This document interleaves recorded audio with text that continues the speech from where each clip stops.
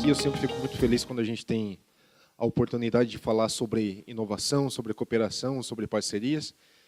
E hoje, assim, duplamente feliz, porque me sinto um pouco em casa. Eu sou aluno da Unesp, formado pela Unesp.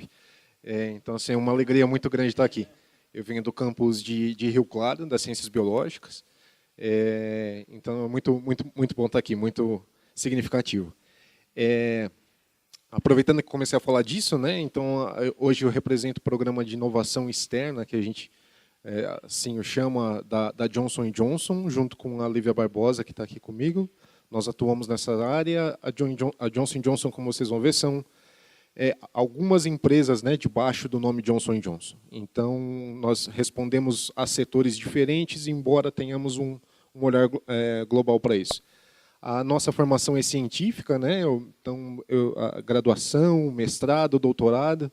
Então, isso me ajuda também a me sentir muito confortável em dialogar com a universidade, né? Eu sei como ela funciona, eu sei quais são os gargalos, como as pessoas trabalham.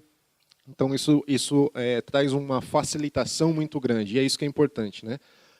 O título da apresentação, os slides estão em inglês, mas o título é Inovação através de cooperação, né? Ou se a gente quisesse traduzir livremente, eu diria cooperar para inovar, né? É esse o mote. Bom, então aqui quem nós somos, né? A Johnson & Johnson, né? Nós estamos em mais de 175 países, com mais de 130 mil empregados, e nós atuamos em 3 segmentos diferentes, né? Talvez nós sejamos a maior empresa de saúde do mundo, que se divide em 3 grandes segmentos. O setor de consumo, no Brasil, é aquilo que vocês estão mais acostumados a associar por emoção com a Johnson & Johnson, a linha bebê, a linha de higiene, o Band-Aid, tantos produtos que fazem parte do dia a dia, né? A primeira associação que a gente faz no Brasil com Johnson & Johnson. A gente também tem a companhia de dispositivos médicos, tanto para elementos de cirurgia, suturas, instrumentação de cirurgia, etc., até próteses para implantação, etc. E o setor farmacêutico, onde a gente tem alguns produtos que são menos conhecidos, porque a gente não faz propaganda de remédios, né? Não é permitido que se faça isso, mas são remédios, são formulações de alta tecnologia. Nós não estamos, por exemplo, no mercado de genérico, a gente está falando de biológicos de alta tecnologia que têm efeito modificador realmente na saúde do paciente. Então, essa é um pouco da figura de quem nós somos, só para contextualizar vocês. No Brasil, nós então temos mais de 6 mil empregados diretos, fazemos grandes investimentos aqui no Brasil, de diferentes maneiras, que eu não vou ficar detalhando aqui, porque não é esse o nosso objetivo, mas eu acho que o impacto visual, né, é muito importante. Aqui é a planta de São José dos Campos, onde a gente chama, né, de Parque Johnson & Johnson. São 16 fábricas, na verdade, né, não é uma fábrica, que produz aí, é a única planta do mundo da Johnson & Johnson, e por isso a Johnson & Johnson tem um carinho muito grande pelo Brasil, é a única que tem os 3 segmentos onde a companhia atua, juntos, no mesmo lugar. Isso é muito especial. Nós produzimos mais de 150 produtos, temos um centro de P&D, plantas piloto, centro de experiência para o consumidor, vários elementos que nos permitem produzir e inovar no mesmo lugar. E exportamos, o que é muito importante para o nosso país, para mais de 40 outros países. Isso é muito bacana. Mas, então, por que fazer uma parceria com a Johnson & Johnson, né? E esse é o detalhe, né? Talvez um dos primeiros pontos, assim, eu fiquei com a fácil missão de falar depois do José Carlos, porque ele foi brilhante na explicação que ele deu, e com a difícil missão de falar depois dele, né? Porque é tão bom ver ele falar que você ficaria aqui o dia inteiro. Mas por que, então, fazer uma parceria conosco? Bom, primeiro, pelo know-how, né? Vocês viram, são mais de 130 anos nesse mercado, então existe aí uma expertise em como transformar esses projetos numa solução que chega a quem precisa dela, né? E esse é o nosso mandato. A gente quer, para a sociedade, fornecer soluções que são úteis para que essas vidas sejam mais longas, mas mais saudáveis e também melhores, mais felizes, que o bem-estar seja maior, né? Então, essa é a nossa grande missão, né? Então, para aqueles que se alinham com ela, já é um motivo para pensar numa colaboração. E aqui, na verdade, é a nossa o nosso racional de inovação, né? Isso sai do nosso CSO, que é o Paul Stoffels, né? Então é ele que pensa como esse programa de inovação externa funciona, não concorrendo, mas colaborando com a inovação que a gente tem dentro de casa e colaborando com quem está fora da nossa casa também. Essencialmente é isso.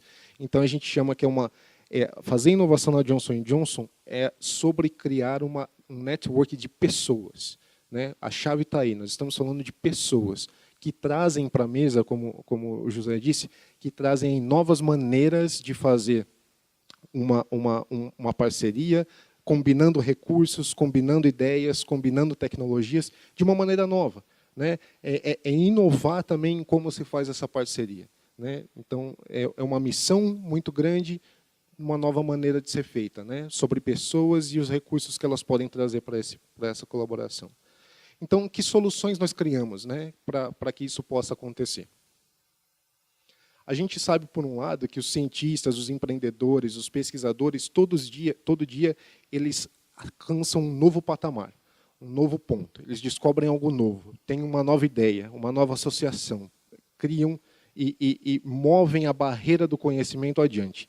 E isso no mundo todo, em todas as partes do mundo, numa velocidade como a gente nunca viu antes.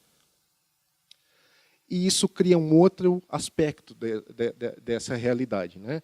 Aqui, se a gente fosse fazer uma comparação, né? Aqui a gente tem o tempo e aqui a gente tem o nível de inovação, a velocidade com que se descobre, se cria, se comunica as descobertas hoje fazem com que nós precisamos ter um nível de inovação muito alto e sejamos mais eficientes no tempo que essa descoberta, que essa inovação vai chegar ao mercado. Por quê? Porque se o nível de inovação não for autossuficiente, ou se nós demorarmos demais, quando nós efetivamente transformarmos essa descoberta num produto, nós não atingiremos as expectativas do mercado. Ou seja, nós não captaremos o valor, porque o valor está entre o que o mercado esperava e quando ele esperava e o que o produto entrega realmente como inovação e quando ele entrega, né? E isso, diferentes empresas vão ter diferentes estratégias. Nós estamos aí no mundo peculiar, né? O mundo das ciências da vida, da saúde, ele tem um outro tempo de desenvolvimento, né? Às vezes são necessários 15, 20 anos para que alguma coisa realmente vingue, né? E se a gente fizer pequenos exercícios, a gente vai ter exemplos, né? Quando se descobriu a estrutura do DNA, etc., pensamos, né? Uau, resolvemos os nossos problemas, né? Estamos falando aí há mais de 50 anos atrás. Agora, e aí depois, né, foi um primeiro passo, e depois veio a ideia da terapia gênica, o boom da terapia gênica, todas as decepções com a terapia gênica, um tempo de silêncio, e faz só, sei lá, 3 anos que a primeira terapia gênica efetivamente foi entregue, né? Então, assim, tudo demora um tempo maior, mas isso é cada vez mais acelerado. Então, nós precisamos começar com um grau mais alto de inovação, num tempo menor de execução, para que realmente nós capturemos esse valor e entreguemos as soluções, porque quando a gente fala de saúde, a gente fala de alguém que precisa dessa solução ontem, né? A gente fala muitas vezes de casos muito sérios. Então, como é que nós tornamos isso mais rápido para que esse valor seja captado? E esse é um dos grandes pontos também que promove a colaboração e o interesse em colaborar, como o José colocou para a gente, não é? Se a gente trabalhar juntos, possivelmente nós enxergaremos soluções que sozinhos não enxergaríamos, teremos ideias que sozinhos não teríamos, ou, principalmente, avançaremos numa velocidade que sozinhos não avançaríamos, né? Então, são todos esses grandes motivos para que a gente possa cooperar. E um outro grande motivo é porque existem necessidades muito claras, como o José também pontuou, né? De um lado, se a gente for olhar para a indústria, qualquer que seja ela, não importa, tem uma necessidade muito grande de inovação, não importa qual seja ela. Se ela não inovar, se ela não entregar algo que o consumidor, o paciente, etc., perceba como novo, ela está fadada a desaparecer. Ponto, né? A Johnson & Johnson nasce assim, entregando no dia 1 um produto inovador, que naquele caso era gases e suturas estéreis para a cirurgia. Parece muito né, estranho dizer isso hoje, mas há 130 anos atrás não era óbvio que você precisava de instrumentos estéreis para fazer uma cirurgia. Mas o Johnson, num congresso, captou umas conversas sobre esterilidade que ninguém estava dando bola, mas ele falou assim, olha, eu acho que essas pessoas que estão falando de esterilidade, elas têm razão, né? O problema não é o procedimento cirúrgico, é como ele é realizado.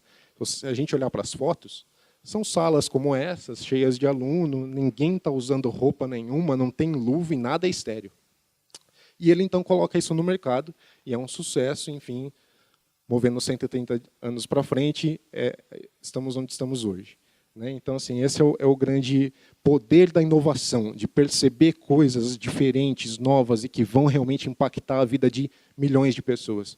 Todos os dias a gente toca a vida de 1 bilhão de pessoas no mundo. Né? Então, assim, como é que nós entregamos soluções para ainda mais pessoas? Precisamos inovar. Precisamos que esses times trabalhem de maneira eficiente, de maneira rápida, em pequenos e coesos times que se comunicam e levam as ideias adiante. Precisamos também salvar custos, porque é aquilo que a gente falou de valor de mercado além. Né? Se a solução é ótima, mas ela custa um absurdo, ela não vai encontrar mercado. E a verdade é que a inovação só existe quando ela encontra mercado.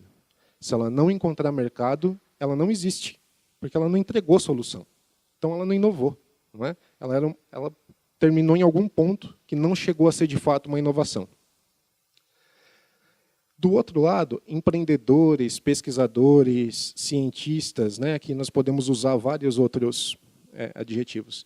Eles precisam de infraestrutura, isso é verdade principalmente no ramo onde estamos falando hoje, em ciências da vida.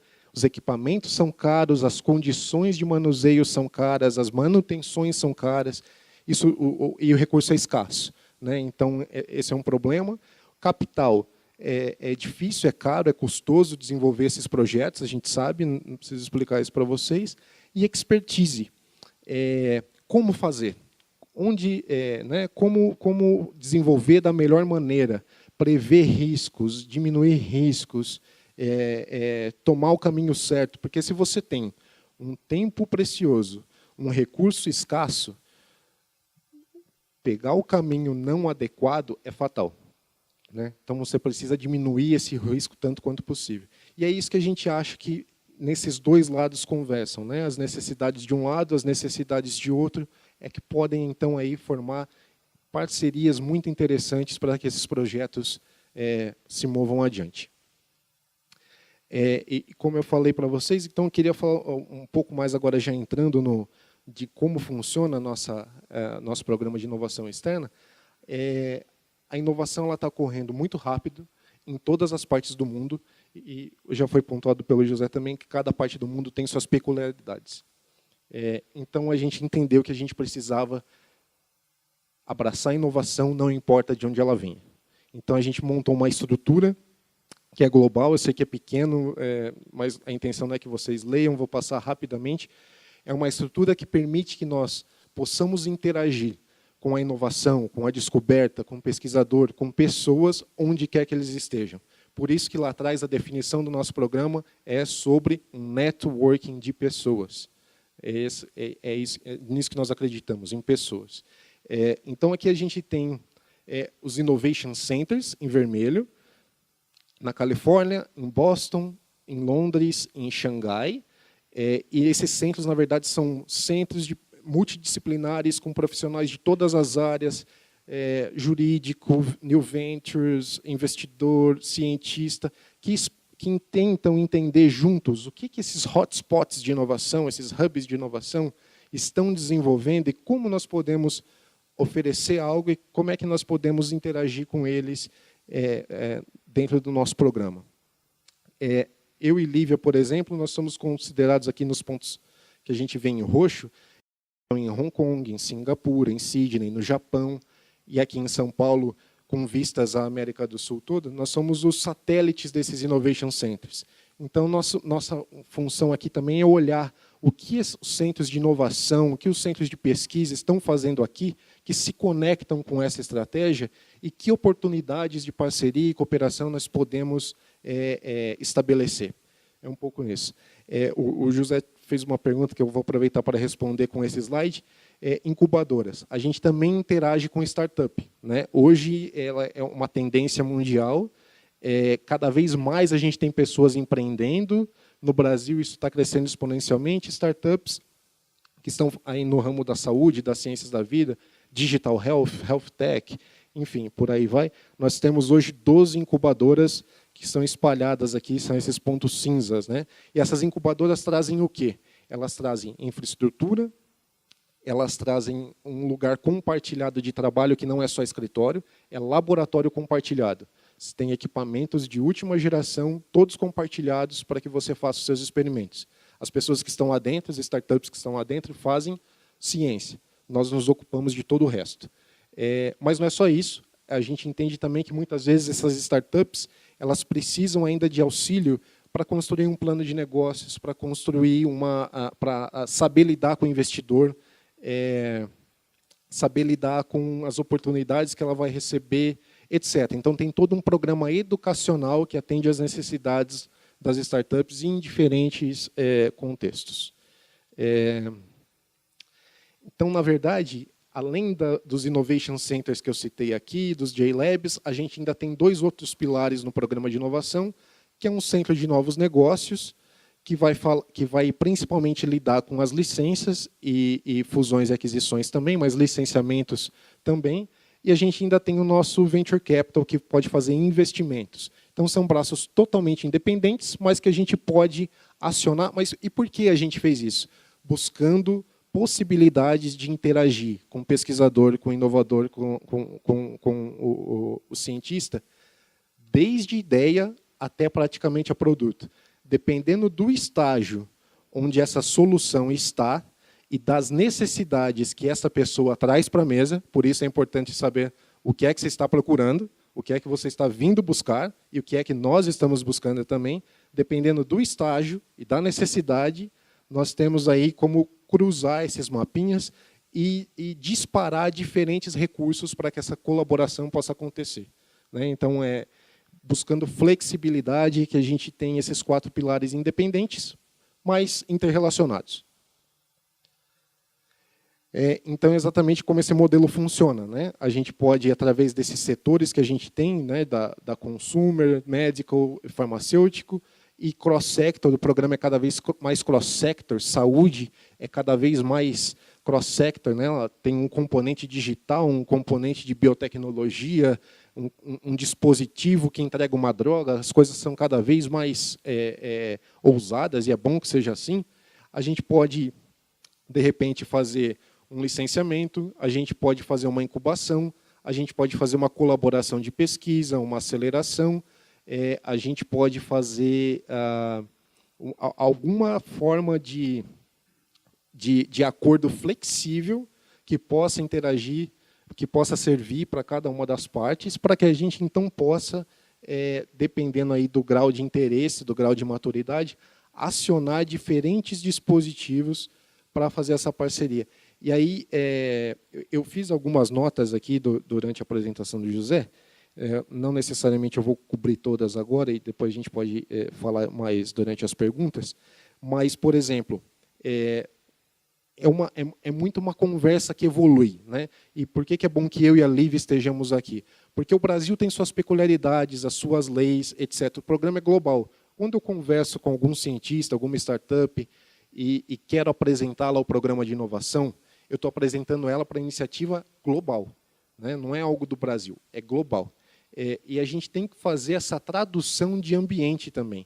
O que funciona aqui não é necessariamente o que funciona para quem está lá em Boston, né? Temos leis diferentes, maneiras diferentes de fazer.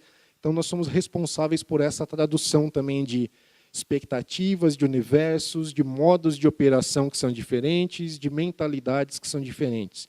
Então, a gente faz essa tradução. Outra coisa que é importante dizer é que é uma conversa que evolui, né? Lógico, se às vezes está ali uma oportunidade de investimento, é uma oportunidade de investimento. Se está ali pronto uma oportunidade de incubação, porque é uma startup que precisa de uma incubação, então está claro ali que, se for um fit para os dois lados, é uma incubação. Mas, às vezes, muitas vezes, é um projeto nascente, é um projeto ainda não maduro, que, embora esteja alinhado com os interesses, é um pouco cedo para que a gente consiga falar em parceria, porque os elementos ainda não são, talvez, suficientes ou robustos o suficiente. A gente pode falar até de mentoria. Né? Se você tem uma ideia, apresenta um projeto, etc., sem nenhuma espécie de compromisso, eu posso te dizer, olha, seu programa é interessante, tem um grau de inovação interessante, mas para a gente conseguir interagir, talvez você precisaria me mostrar isso, isso e isso, através do modelo XYZ, para que seu projeto ganhe força e eu consiga apresentá-lo. Né? E uma das outras coisas que eu faço, como a gente vai falando com muita gente, às vezes eu falo assim, olha, o seu dado é interessante, o seu resultado é interessante, mas não tem dado de segurança nenhum, de toxicologia ainda, e eu preciso um mínimo disso. Né? Será que você teria esse resultado? Ele fala assim, olha, meu laboratório não faz isso, eu não entendo disso, eu não sou um especialista nisso. Aí eu falo assim, olha, mas o professor fulano de tal, lá na UFMG, ele só faz isso. Você não quer falar com ele para ver se, de repente, vocês fazem uma parceria, você consegue esse resultado e a gente vai adiante? Né? Então, muitas vezes a gente começa a fazer essa costura. Então, assim, é uma conversa, é um relacionamento, e ele vai evoluindo. Né? E cada um deles é único, né? Não tem muita regra. Por isso que a gente fala em flexibilidade. E eu gosto muito, quando eu vou a algum lugar, alguma coisa assim, tentar manter as expectativas muito claras. Né? Às vezes as pessoas acham que a gente vai falar de alguma coisa e já vai fechar alguma coisa, e as coisas levam tempo, é um trabalho de convencimento, é uma conversa, é um entendimento, etc. E aí o nosso programa, vou aproveitar para falar de alguns pontos que o José tocou, que eu acho importantes, ele tem algumas peculiaridades. Assim. Por exemplo, no primeiro contato, tem duas maneiras em que a gente trabalha. Né? Eu trabalho muito ativamente, então eu sei quais são as minhas linhas de interesse e eu vou buscá-las pontualmente, ativamente. Ligo para o professor, mando e-mail, ligo para a startup, falo com ela, etc. No momento zero da nossa conversa, eu só quero falar de informações públicas, absolutamente públicas. Porque se para iniciar uma conversa eu tiver que assinar um contrato, eu não vou conversar com muita gente. Né? Então, assim, no momento zero, informações públicas. Às vezes as pessoas, como eu vou muito a eventos, deixo meu e-mail, etc., as pessoas me mandam um e-mail, e aí tem um PowerPoint, e aí eu abro o PowerPoint e está lá, né, no slide 0 do PowerPoint, confidencial. Devolvo aquilo e falo assim, olha, eu destruí o seu e-mail, eu não vou olhar para nada confidencial, por favor, não me mande nada confidencial. Então, momento zero, apenas informações públicas. Se as informações públicas sustentam um interesse, então aí a gente faz um acordo de confidencialidade, um acordo de não competitividade, o que for necessário para mover a conversa adiante, já pensando numa possível negociação, etc. Porque senão as coisas travam muito. Né? Então, assim, é um ponto que a gente faz e que facilita muito a vida. Outra coisa, né? Como eu falei, a gente tem incubação também de startup. Né? Então, a gente incuba, acelera, etc. As nossas incubadas, hoje a gente tem 12 incubadoras ao redor do mundo, a gente tem mais de 500 startups no portfólio, incubadas. Quem entra para as incubadoras, primeiro, equity, ou propriedade da startup, continua sendo 100% da startup. Nós não nos tornamos proprietários de nada, absolutamente nada, 0%. O equity é todo dela. Propriedade intelectual, o que ela já tinha, continua sendo dela, o que ela produz ali é 100% dela. Nós temos 0 propriedade intelectual do que essa startup desenvolve dentro das nossas incubadoras. Obrigatoriedade de negócio? Nenhuma. Quem é incubado por nós não tem nenhuma obrigatoriedade de fazer um negócio conosco, vender a tecnologia para nós. A gente tem mais ou menos uns 120 negócios feitos com startups que nós incubamos, mas nós temos centenas de outros negócios que essas startups fizeram com aqueles que vocês considerariam talvez os nossos concorrentes. Porque, no fim do dia, as especificidades são tantas que, no fundo, eles não são, né, concorrentes. Né? Então, é assim que funciona. É uma maneira que a gente criou, a gente chama isso de modelos sem amarras. Né? ponto zero, sem confidência, ponto zero, só com informação pública. Durante o desenvolvimento é muito claro se é uma startup, é tudo dela, e se a gente tiver uma oportunidade, a gente fica muito contente de interagir, mas se a oportunidade vier de fora, ok também. O sucesso delas, no fundo, é o nosso sucesso, e a gente promove visibilidade dessas startups, porque a gente fica muito contente quando um investidor que a gente confia investe nela e ela tem a chance de chegar no próximo nível, né? Então, isso a gente chama de formação de ecossistema, de networking.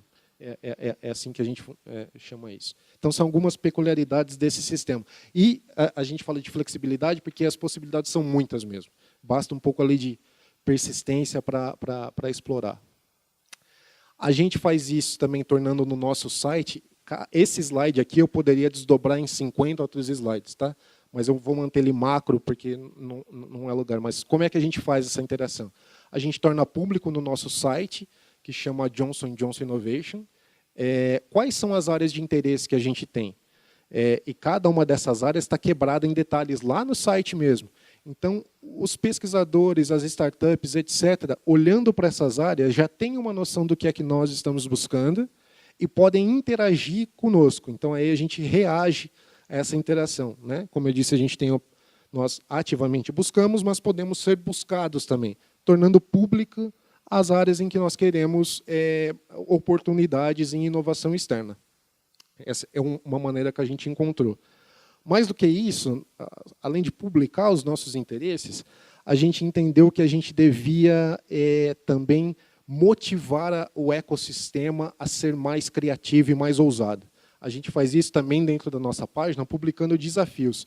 Esses desafios são desafios muito bacanas. Assim, eu sempre recomendo para todo mundo que olhe, porque eles pensam num problema de maneiras muito diferentes, buscando soluções realmente assim ousadas para problemas que a gente conhece. Geralmente são startups que aplicam, mas não é restrito a startup necessariamente. Cada desafio tem suas peculiaridades. E o que é que ganha? Quem ganha esse desafio? Ganha mentoria, que é essa parte, né? Vamos desenhar o seu plano de negócios, vamos desenhar o seu plano de pesquisa, vamos desenhá-lo da melhor maneira possível com o que fazemos hoje.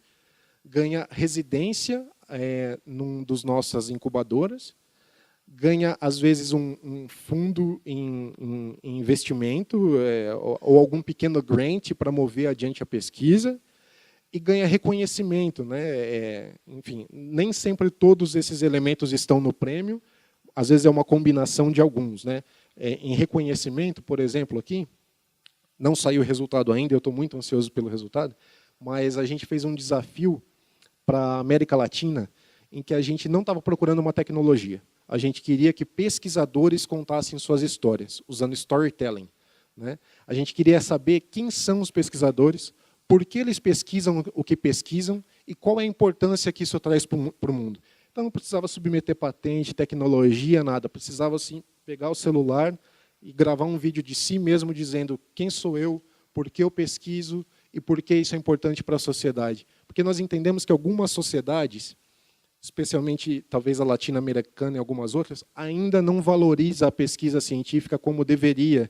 E isso torna difícil a gente fazer algumas reivindicações para que o nível da pesquisa seja mantido, para que a pesquisa seja protegida, etc. Então, quando a gente diz reconhecimento, é isso, né? Ganha um brand ali de Champion of Science, é convidado para congressos, esse tipo de coisa. Só para dar um exemplo para vocês de reconhecimento. No Brasil, né, falando de Brasil um pouquinho, através desses desafios, a gente foi capaz de selecionar 3 ganhadores. O primeiro deles, em 2016, quando a gente teve a epidemia da Zika, a Johnson & Johnson entendeu que ela tinha que fazer alguma coisa a respeito disso. Não se tinha nada para a Zika, né?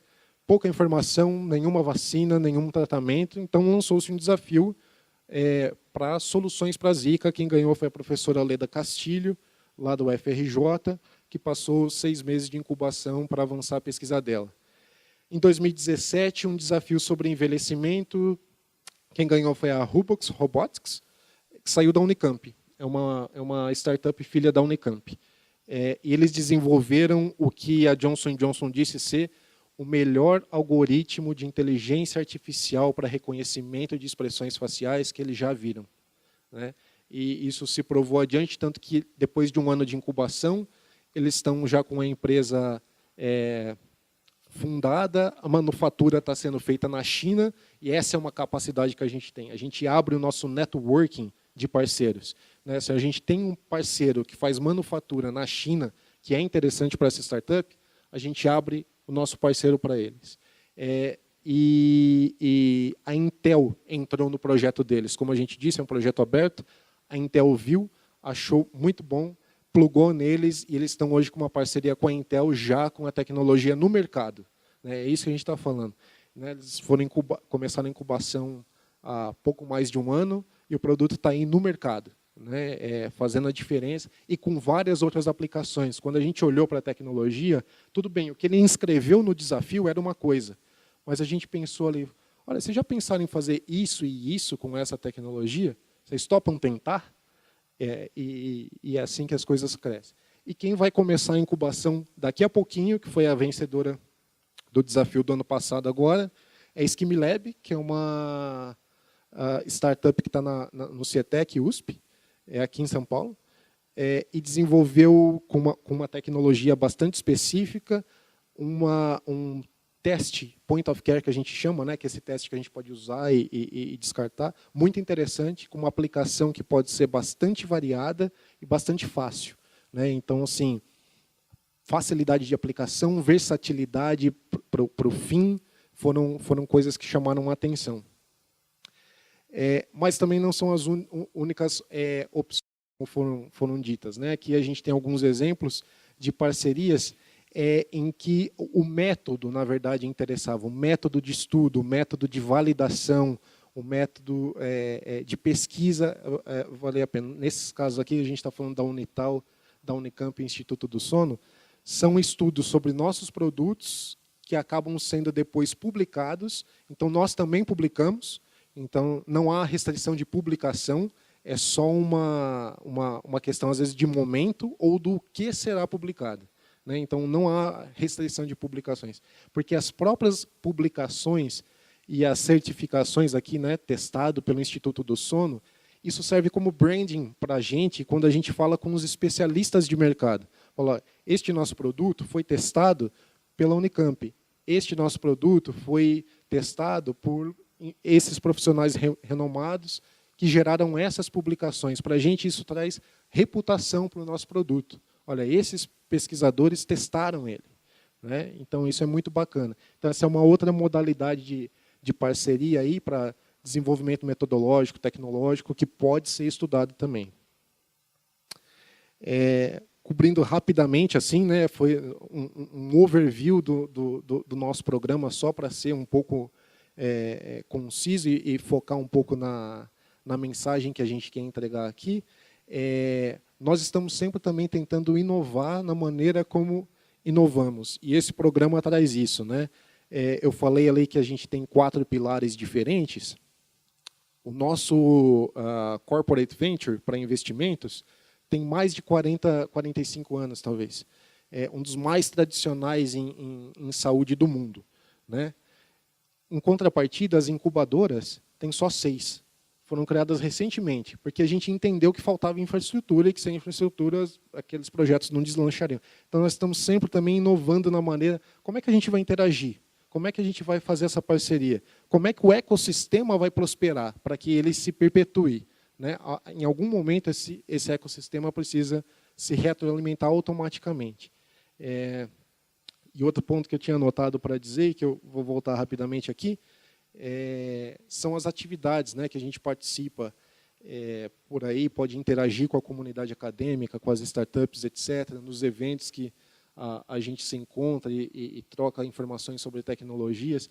E muitas vezes, quando eu recebo um contato e vem de uma universidade, a pergunta que eu faço assim, você já falou com o seu NIT, com a sua agência de inovação, você já conversou com alguém ou você está fazendo isso sozinho? Né? E se a pessoa diz, estou fazendo sozinho, a primeira coisa que eu falo assim, olha, então, pega essas informações, eu tenho certeza que você tem ou um escritório, ou um NIT, ou uma agência, acha quem são essas pessoas, e aí a gente ouve as orientações e aí a gente volta a conversar. Porque esse trabalho é de extremo auxílio para nós, justamente nas expectativas, no que é que vai ser conversado, como vai ser conversado. Então, ele é extremamente relevante. Assim, é uma das primeiras perguntas que eu faço, né? Então, assim, você já falou com alguém, essa informação aqui é pública, para que a gente possa entender. E acho que tem um papel relevante e muito importante também, que é expor cada vez mais a comunidade acadêmica a esses temas de inovação, de transferência de tecnologia, de parcerias. Às vezes a gente faz workshops por aí, para pós-graduação, em eventos também, para falar assim, como é que eu interajo com uma indústria, se eu nunca fiz isso antes? Com quem eu falo? Como eu falo? O que eu mando? O que é que eu não mando? E eu faço esse workshop, né? Assim, nesse sentido, assim, porque torna a minha vida mais fácil também depois, né? Tipo, é muito mais direto. E um dia, não muito tempo atrás, eu estava num auditório de pós-graduação, um programa muito, muito bom, auditório cheio. Então, você supõe que todos os alunos que estão ali estão interessados em inovação, em etc. E aí eu perguntei aqui, quem aqui conhece a agência de inovação? Não era a Nesp, tá? Quem aqui conhece a agência de inovação? Era um grande auditório cheio. Nem 5 pessoas levantaram a mão. Então, assim, quanto mais cedo a gente puder expor os alunos e os professores a esse universo, melhor, né? Porque eles vão entender qual é o escopo dessa agência, que essa agência é um grande apoio, que é um grande auxílio e que eles têm muito a ganhar, né? Porque eles vão poder pensar em ciência, porque tem quem pensa nas outras coisas por eles, né? E isso é super relevante.